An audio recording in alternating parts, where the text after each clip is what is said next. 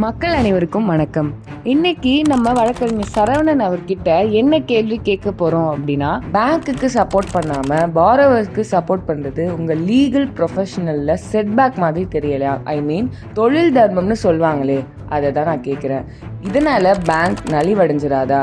இந்த கேள்விகளுக்கு வழக்கறிஞர் சரவணன் என்ன பதில் சொல்றார் அப்படின்றத இந்த காணொலியில பார்க்கலாம் வாங்க. அதாவது இங்கே பாதிக்கப்படுறது பார்த்தீங்கன்னாக்கா மனுஷன் இல்லை, மிஷினு. ஒரு பேங்க் நீங்கள் சொல்கிறீங்கள, இந்த பேங்க்குக்கெல்லாம் உருவம் கிடையாது.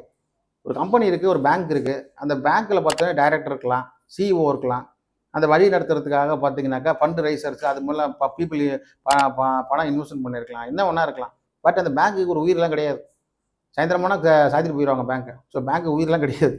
அதனால் பேங்க்கை பொறுத்த வரைக்கும் அது கம்பெனி ஆக்ட் மூலமாக ஏற்படுத்தப்பட்டுள்ள ஒரு நிறுவனம். அந்த நிறுவனத்தை நம்ம செயல்படுத்துறது மனிதர்களாகிய நாம். இல்லை, இப்போல்லாம் ஏஐ டெக்னாலஜி செயல்படுத்துது. அதனால் பேங்க்குக்கு சப்போர்ட் நம்ம பண்ணுறதுங்கிறது இந்த வார்த்தையை அர்த்தம் இல்லாத ஒரு வார்த்தை.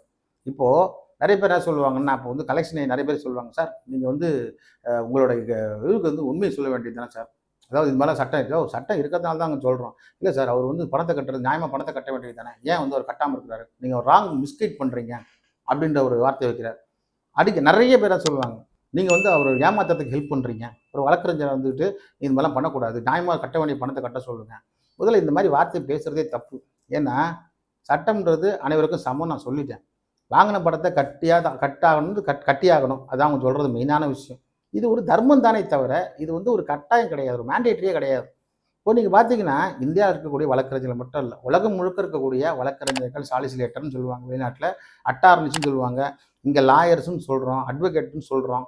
இப்படி நிறைய வார்த்தைகளாக சொன்னால் கூட எல்லாத்துக்கும் ஒரே ஒரு அர்த்தம், சட்ட ஞானம் பெற்றவர்னு சொல்லலாம், சட்டம் படித்தவர்னு சொல்லலாம், அவ்வளோதான். உலகளாவே அர்த்தம் லாயருக்கும் அட்வொகேட்டுக்கும் சாலிசிலேட்டருக்கும் அட்டார்னிஸுக்கும் இதுதான் அர்த்தம். அதனால் அப்படி இருக்கும்போது ஒருத்தர் குத்தம் செஞ்சாருனாக்கா குத்தம் செஞ்சவருக்கு ஆதரவாக ஒருத்தரும், குத்தம் செய்யாதவருக்கு ஆதரவாக ஒருத்தரும் ஆஜராகலாம். இப்போ பார்த்தீங்கன்னா கவர்மெண்ட் சைடு இந்த சைடு, இப்போ சொத்து சம்மந்தமாக கூட பார்த்தீங்கன்னா ஒரு சைடு இந்த சைடு, ஒரு சைடு அந்த சைடு, டிஃபென்ஸ் சைடு அந்த சைடு பார்த்தீங்கன்னாக்கா ப்ராசிக்யூஷன் சைடு, இப்படி ரெண்டு வாதங்கள், ரெண்டு வழக்கறிஞர் தான் செய்வாங்க. இப்போ உதாரணத்துக்கு ஒருத்தர் தவறு செஞ்சுட்டு வழக்கறிஞர்கிட்ட போகிற, அது மாதிரி தவறு செஞ்சுட்டேன், எனக்கு நீங்கள் ஜாமீன் வாங்கி கொடுங்கன்னா பண்ணி தான் ஆகணும்.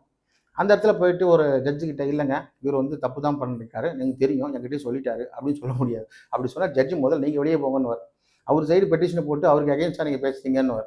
ஸோ ஒருத்தர் தவறே செஞ்சுட்டார், ஒருத்தர் உயிரே எடுத்துட்டாருன்னு வச்சிங்களேன், அவங்க சார்பாக ஆஜராகிற வக்கீல் இல்லை சார் அவர் என்கிட்ட ஒத்துக்கிட்டார் ஆஃபீஸில், இப்போயே தண்டனை கொடுத்து தூக்கில் போட்டுன்னு சொல்ல முடியாது. ஏன்னா அது நடந்ததா இல்லையா அப்படின்றது நீதிமன்றத்தோட கண்காணிப்புக்குள்ளே வரணும். இதே போல் இன்றைக்கி தெரியும், சில வழக்குகளை பார்த்தீங்கன்னாக்கா ஊழல் வழக்கில் சில பேர்லாம் சிறையெல்லாம் போயிட்டு வந்திருக்காங்க. ஆரம்ப காலகட்டத்தில் பார்த்தீங்கன்னா இந்தியாவில் இருக்கக்கூடிய ஒரு லீடிங் லாயர் தான் அவங்களுக்கு பெயில் வாங்கி கொடுத்தாரு. அந்த லாயருக்கே தெரியும் நல்லா இந்த வழக்கில் இவங்க ஊழல் பண்ணியிருக்காங்கன்னு, அந்த ஜட்ஜுக்கு நல்லா தெரியும் இவங்க ஊழல் பண்ணியிருக்காங்கன்னு, ஏன் மக்களாகி நமக்கும் நல்லா தெரியும் ஊழல் பண்ணியிருக்காங்கன்னு. அதுக்காக ஆஜரான அந்த மூத்த வழக்கறிஞர் சைடாக ஜட்ஜிட்ட போயிட்டு ஊழல் பண்ணிடுறது உண்மைதாங்க, இவங்க இப்போ தண்டனை கொடுத்துன்னு சொல்ல முடியாது, அவங்க எதுவும் பண்ணலைங்க, அவங்களுக்கு ஜாமீன் கொடுங்க தான் கேட்க முடியும். ஸோ எங்கே ஒருத்தர் தப்பு, இன்றைக்கி இருக்கக்கூடிய லீடிங் லாயர் எடுத்துங்க, தமிழ்நாட்டில் மட்டும் இல்லாமல் இந்தியா ஃபுல்லாக லீடிங் லாயர், ஒரு பார் கவுன்சில் தலைவர், இவங்கெல்லாம் கிரிமினல் கேஸ் பார்த்தவங்க தான். குண்டாஸ் சொல்லக்கூடிய இந்த குண்டர் தடுப்பு சட்டத்துக்கு போயிட்டு பெயில் எடுத்து கொடுத்தவங்க தான். அதுக்காக பெயில் எடுத்து கொடுத்தவங்க சமூக விரோதி ஆகிட முடியுமா அந்த அட்வொகேட் எல்லாம்? முதல்ல அதில் இருக்க நியாயத்தை, ஒரு உண்மை, அதாவது நம்மளை நம்பி வர்றவங்களை காப்பாற்றுறது தான் தொழில் தர்மம். அதுதான் ப்ரொஃபஷனல் எத்திக்ஸ்னு சொல்லுவாங்க அட்வொகேட்டுக்கு. அதைத்தான் வக்கீல் செய்ய முடியுமே தவிர, நியாயம் நீதி தர்மம் இதை முடிவு பண்ண வேண்டியது வக்கீல் கிடையாது, நீதிபதி தான் முடிவு பண்ணணும். அதனால் என்கிட்ட வர கிளைண்ட்டுக்கிட்ட இருக்க நியாயத்தை மட்டும் தான் நாங்கள் பார்க்க முடியும், அந்த சைடில் இருந்து நாங்கள் எட்டி பார்க்க முடியாது. அது அவர் எங்களை நம்பி ஒரு விஷயத்தை சொல்கிறார், அதனால் நாங்கள் அவருக்கு சாதகமாக தான் பண்ண முடியுமே தவிர, பேங்க்குக்கு பணம் கட்ட அதெல்லாம் கிடையாதுங்க, நீங்கள் பேங்க் பணம் கட்டி தான் இப்போ அந்த 3 லட்ச ரூபா எடுத்து வைங்க, நான் பேங்க்கில் கொடுத்துருணும் அப்படிலாம் பேச முடியாது. பணம் கட்டலையா விடுங்க, பெட்டிஷன் போடுவோம், இதை தான் நாங்கள் சொல்ல முடியும். இது எங்கள் தொழில் தர்மம். எப்படி பேங்க்கு சார்பாக ஒரு கலெக்ஷன் ஏஜென்ட்டு, ஒரு ரெக்கவரி ஏஜென்ட்டு, ஒரு ரீஜனல் மேனேஜர் இவங்க பேசுகிறாங்களோ, அவங்க பேங்க் சார்பாக தானே பேசுகிறேன், அதே மாதிரி என் கிளைண்ட் சார்பாக நான் பேசுகிறேன், அவ்வளோதான். என்னையே வரக்கூடாதுன்ற தைரியம் அவருக்கும் இல்லை, வேறு யாருக்குமே கிடையாது.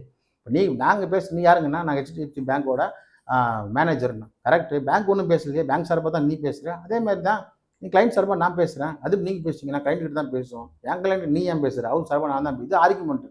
என்றைக்குமே தர்க்க ரீதியாக தான் கடைசியில் ஒரு முடிவு தர முடியுமே தவிர, ஆரம்பத்திலேயே நியாயம் தர்மம் பார்த்து அப்போ உலகத்தில் எல்லாருமே தப்பு செஞ்சவங்களும் தூக்கில் போட்டலாமே. அதனால் உடனே தண்டனை கொடுக்க முடியாது. இன்றைக்கி காலகட்டத்தில் ஒரு வழக்கை தாக்கல் செஞ்சு அது வழக்கில் என்ன உண்மைத்தன்மை இருக்குன்றத இரு தரப்பும் ஆராய்ஞ்சு எடுத்து முடிவு தான் கடைசியில் தீர்ப்பாக இருக்கும். அதனால் ஆரம்பத்திலேயே என்கிட்ட ஒரு கிளைண்ட் பண்ணாக்க நான் வக்கீல் வேலை செய்ய வேண்டிய அவசியம் இல்லையே.